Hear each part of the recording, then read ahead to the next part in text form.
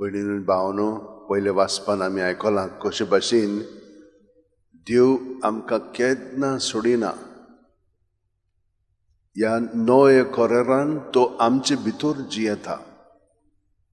आदल्या कोरारान तो तांचे बरोबर आसलोलो, पूण जेजू क्रिस्ता उदेशी आतां आमी एक नवी रचना घडून आयिल्ली आसा. आदी देवान सुस्कार आमचे सोबें घातलेलो आनी देव आमचे बरोबर बरी सुस्कारांतल्यान आसा. पूण आतां तो सुस्कारांतल्यानूच न्हय पूण आमचे भितर वस्ती करता. ताका लागून आमचे मदें तो भावार्थ आनी विस्वास आसूंक जाय.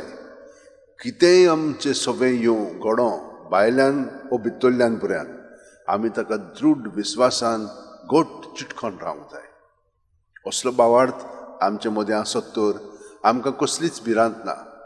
भायल्यान कितें केलें तर आमकां भिरांत ना. तें म्हणणें तूं गेलें जाल्यार जेजू सारकें आमी आमचें जिवीत ताचे सारकें आमी ओपून दिता, बोली कशी आमी मोत्ता, पूण भियोंक फावना.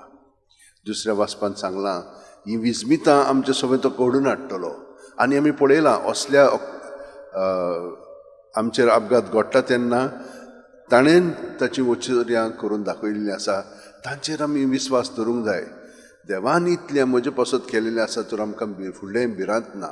कसलेय प्रसंग आमचेर कसलो आमी भिरांतीन रावची नात, पूण दृढ विस्वासान रावतलीं. आनी हे भाशेन सदोमांत तिरांत जें केल्लें वो दुसऱ्या गांवांनी केल्लें, जेरुसलेमांत केल्लें तें पळोवन आतां आमी अदीक खोटायेन आमचो भावार्थ जेजूचेर धरूंक जाय. आनी एक आयज आमी आमचे तेरेज लिस्यूचे पळय आसा धाकटें तेरेज, ताची माय आनी पाय जावन आसा लुईस मार्टिन्स आनी झॅली गेरा.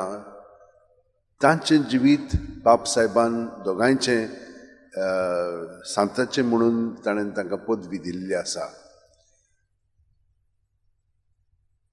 तीं दोगांय जाणां आपापले वतीन म्हणून हितूं मोटवाशी जावंक गेल्लीं, पूण तांकां ती संदी मेळ्ळी ना. तो आयलो आनी घोड्यालां सारकें कोत्ता तसलें काम ताणें पत्करलें. आनी तिणेन म्हण हितूं लेसीस पळय कोत्ता तें तसलें काम तिणें पत्करलें. दोगांय जाणां मेळ्ळीं आनी तीं काजार जालीं 12 जुलायाचे.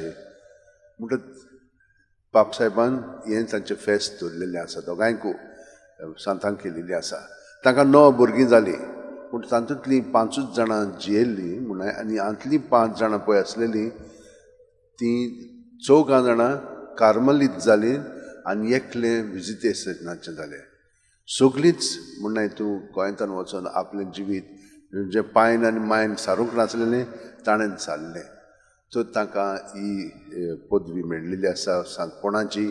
आनी आमच्या पायक आनी मायक आमी मान दिवया, कित्याक ताणें खूब आमचे पसत केल्लें. आमचे पसत ताणें भावार्थ दिलोलो, आमकां भावार्थ दिलोलो आसा आनी आमी भावार्थान जियेता. देखीवंत जिवीत जियोवच्याक ती आमकां सदांच शिडकायताली. केन्ना केन्ना आमकां ती मानोंक ना, आवडोंक ना, पूण ती आमकां आमचे पासतूच सगळें बरेंपण करच्याक ती शिडकायताली. तर आमी तांकांय आर्गां दिवया, आमचे पायक आनी मायक. आनी आमी सगळीं जाणां जेजूच्या एकवटान आतां थोडो वेळ रावया. आमचे हात अशें उंटेन दवरया, दोळे बंद करया. प्रत्येक सुस्कारांत जेजू आमचे कुडींत मनांत येता आनी तो आमचे सोबे भितर आसा. ताका आमी चिटकोन रावया. सगळें ताचें नय पळय तें ताचेर दवरया आनी तें सगळें भायर काडून ताचेर दवरलें म्हणटो तो ताचेर आशिर्वाद घालता. बरें तें अदीक बरें करून दिता, वायट आहा तें काडून ताचें बरेंपण आमचें सगळें भरून काडटा. हो अणभव घेवया आनी आमी आनंदान, शांतीन आनी ताच्या मोगान अदीक आनी अदीक वाडटले हांव.